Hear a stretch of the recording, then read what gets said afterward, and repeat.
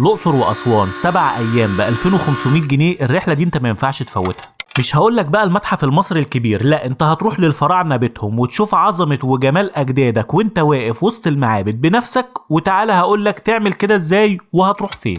اول حاجه هي ان عمرك لازم يكون من 14 ل 45 سنه بس، وللاسف العائلات والاطفال مش هينفع يطلعوا الرحله دي. هتدفع 2500 جنيه شامل كل شيء حرفيا، من يوم تحركك يوم الجمعه لحد ما ترجع الجمعه اللي بعدها. يعني 7 ايام اكل شارب نايم بتتفسح بالمبلغ ده. صدقني انت لو قاعد في البيت هتصرف اكتر من كده. التقديم من على موقع الوزاره، اكتب رحله الاقصر واسوان في كومنت وهبعت لك الرابط حالا.